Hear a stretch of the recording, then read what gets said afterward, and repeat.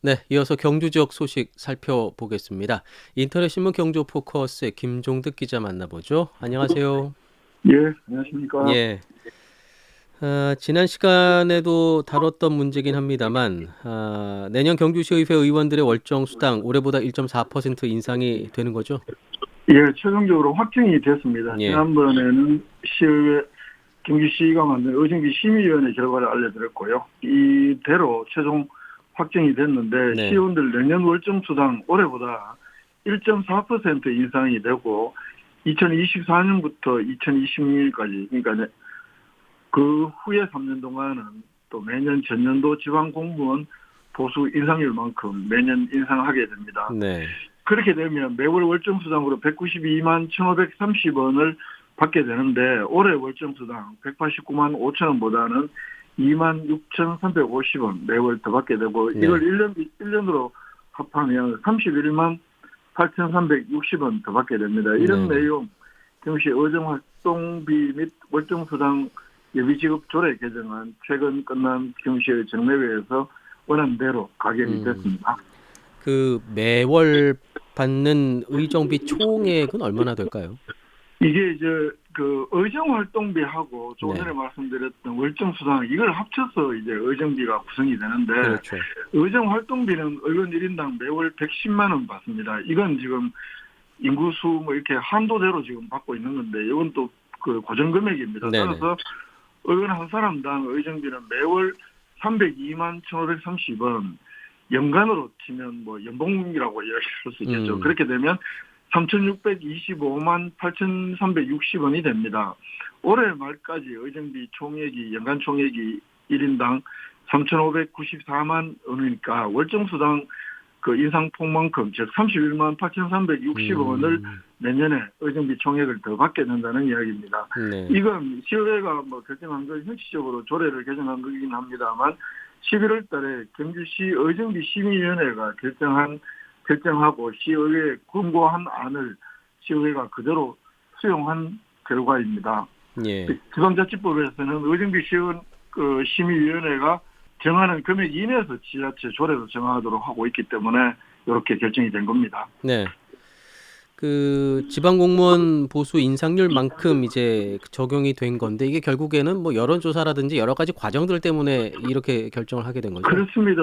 공무원 보수 인상률이라는 것이 그게 지난해 올해 1.4%이기 때문에 내년에는 이제 1.4% 적용한다는 것이고 네네. 뭐 2024년에는 뭐 2% 오르면 또 2% 그렇죠. 적용을 할 수도 있습니다. 물론 그렇게 될지 안 될지 잘 네. 모르겠습니다만 이렇게 하는 것 그 많은 의회들이 지금 공무원 보수 인상률을 적용하는 안으로 해서 매년 올리겠다 이런 방안으로 하는 것인데 요건 방금 진행자께서 말씀하신 대로 말 그대로 편하게 할 수 있기 때문에 그렇습니다. 의견 예. 수렴을 안 해도 되기 때문에 그런데 이 지방자치법에서 묘하게 이런 규정을 만들어 놨습니다. 음.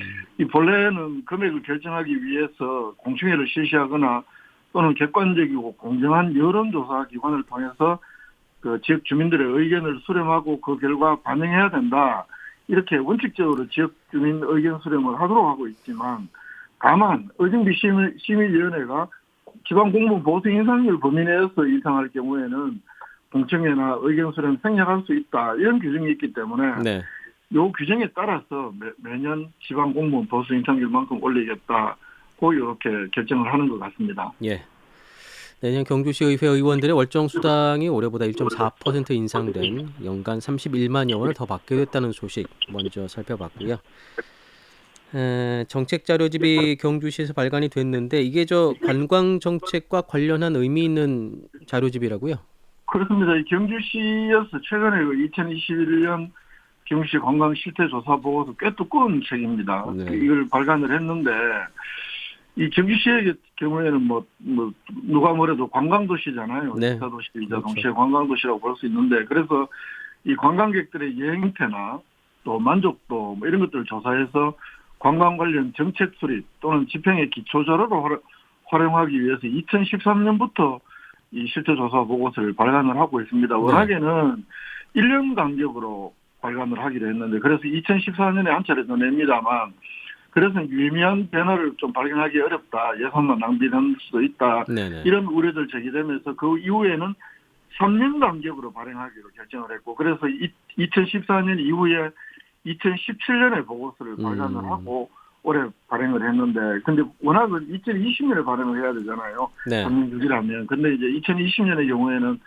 그 코로나19가 코로나. 워낙에 그 확산되던 시기였기 때문에 그 한 해 건너뛰고 2021년 실태 조사를 했고 그 예. 결과를 최근에 그 보고센터로 발간을 했는데 2021년 조사에는 뭐 워낙에 그때 국경이 거의 닫혀 있었다 이렇게 봐야 되니까 외국인들은 제외를 했습니다. 그리고 우리나라 관광객 1920명을 대상으로 동궁원, 불국사, 동궁과 월지, 양궁, 민속마을 이렇게 5곳에서 매 분기에 주중 1회, 주말 1회 이렇게 조사한 결과를 최근에 보고서로 발간을 했습니다. 결과를 보니까 역시 경주하면 가장 먼저 떠올리는 그 이미지가 불국사네요. 부동이 1위예요. 그렇죠? 진행자님도 그러신가요? 저는 이번에 조사 결과 보면서 야 그렇구나 이렇구나라는 생각을 하게 됐는데 저는 외지 사람이잖아요. 저 고향이 이제 서울이니까 그 외지 예 사람들이 생각하기에 경주하면 불국사인 것 같아요. 정말. 그런가 봅니다. 예. 그 이게 이제 이번 조사에서도 불국사가 74.9%로 압도적 1위를 차지합니다. 그 2위가 첨성대가 33%에 불과하니까요. 이 불국사는 모든 연령대에서 가장 높았을 뿐만 아니라 2013년 첫 조사 이래 이번까지 4번 조사에서 모두 1위를 차지했습니다. 예. 이 불국사의 경우에는 이번 조사에서 또 가장 기억에 남는 방문지에서도 1위로 꼽혔는데 이 경주를 대표하는 연상 이미지 하면 불국사를 생각한다는 게 다시 한 번 더 확인됐다 이렇게 볼 수 있고요. 네. 첨성대의 경우에는 27.2%에서 2017년 조사에서 보다 올해 33.2%로 높아졌고 뭐 석굴암도 약간 네네. 조금 줄어들었습니다. 아마 이런 것들은 뭐 유의미한 변화라고 보기 어려운데 이 보문관광단지의 경우에는 2017년의 경우에 한 10.4%에서 이번에는 6.2%로 한 4%포인트 가량 떨어집니다. 많이 떨어졌네요. 그러니까 보문관광단지의 노세화, 뭐 노후화 이거하고도 연관이 있는 것 아니냐 이런 것도 가능할 것 같고요. 예. 이번에 조사에서는 황리단길이 처음으로 또 진입한 것도 눈길을 끕니다. 보문단지에서 줄어든 만큼 황리단길이 좀 보충을 한 그런 셈인 것 같고요. 그렇죠. 예. 그렇게 보실 수 있을 것 같습니다. 아무래도 이제 말씀하신 것처럼 불국사, 뭐 석굴암, 첨성대, 황리단길, 보문단지 이런 그 콘텐츠들이 있기 때문에 즐길 거리가 있기 때문에 관광객들이 경주를 좀 많이 찾지 않을까 싶은데요. 예, 그래서 그 이유를 물어봤더니 말씀하신 대로 볼거리, 즐길거리가 많아서라는 응답이 근 80%가량 압도적으로 높았고, 그 다음은 학습 및 교육적인 효과를 위해서라는 응답이 한 32%를 차지합니다. 이건 4번 조사에서 모두 비슷한 비율로 1, 2위를 차지하는데, 결국 경주의 도시 특성을 그대로 반영한 볼거리, 즐길거리 많고, 또 아이들에게 교육적 효과가 여러 가지 있다, 뭐 이런 측면에서 많이 방문한다, 이렇게 볼 수 있을 것 같습니다. 예. 경주를 찾는 일종의 뭐 경로랄까요? 여행 정보들을 이렇게 얻어내는 경로들은 역시 뭐 최근엔 SNS가 대부분이겠죠? 예, 그게 됐습니다. 이건 앞으로 홍보 전략하고도 밀접한 관련이 있을 텐데 예. 경주 여행 뭐 어디서 정보를 얻느냐 이 질문에 포털 사이트라든가 모바일 앱, SNS 이런 온라인으로 이렇게 응답한 비율이 가장 높았고요. 뭐 그리고 이제 과거 방문 경험이나 가족, 친지 등 주변 사람들의 권유 이런 순으로 나타났고 조금 전에 말씀드렸다시피 경주가 교육적 효과가 좀 뭐 많이 있다 이런 도시이기 때문에 동반자를 묻는 동반 형태에 대해서도 가족 및 친지라는 응답이 65.2%로 가장 높았습니다. 물론 20대에서는 친구나 연인 동반이 63.2%로 고연령대에서는 1위를 차지했습니다만 나머지 연령대에서는 가족 및 친지를 동반하는 비율이 가장 높았고 코로나19 영향으로 단체 비율은 2017년 9.2%에서 1.3%로 급감한 것으로 이렇게 나타났습니다. 네. 그러면 경주를 머무는 시간, 그러니까 경주를 여행하는 기간은 얼마나 될까요? 예, 이것도 뭐 우리 시민들이 많이 느끼는 문제인데 결국 당일 여행이 가장 많았습니다. 33% 그리고 1박 2일 뭐 31%, 그다음 2박 3일 28% 이런 순이었는데 당일 여행 이건 뭐 2017년 조사하고 비슷한 비율인 반면에 1박 2일 여행은 42.5%에서 31.7%로 크게 줄었고 반면에 2박 3일은 오히려 17.6%에서 28.1%로 10%포인트 이상 증가. 또 3박 4일도 2%에서 6.1%로 4%포인트가량 증가한 것으로 나타났는데요. 이런 걸 보면 이 경주에 당일치기가 많고 그다음에는 이제 2박 3일, 3박 4일도 많겠다. 네. 그러면 경주가 갖고 있는 다양한 이 여행 코스들에 대한 홍보 비중도 다양한 방식을 좀 더 높여야 되는 것 아니냐, 이런 그 조사 결과가 좀 분석이 가능할 것 같습니다. 교통이 편리한 만큼 당일치기 여행이 좀 늘어난 건 사실인데 그런 네. 여행객들을 어떻게 하면 이 저 발길을 좀 묶어 놓을 것인가 하는 고민들은 있어야 될 것 같습니다. 근데 그건 그대로 인정을 해야 될 것 예, 같고, 오히려 맞습니다. 2박 3일, 3박 4일 쪽으로 좀 그런 타겟 홍보들이 좀 더 네, 필요한 것 아닌가, 그렇죠. 이렇게 보입니다. 그러려면 사실 경주하면 대표적인 음식도 좀 필요할 것 같아요. 음식, 예, 뭐 한정식, 빵, 두부 요리, 한우 이런 순으로 응답을 했는데요. 빵 종류 2021년 이전 조사에서는 어떤 것이 이번 조사에서는 2위로 기록한 것이 눈길을 끕니다. 예. 그리고 기억에 남는 음식 없다는 7.9%에서 3.7%로 크게 감소한 것으로 나타났습니다. 그렇군요.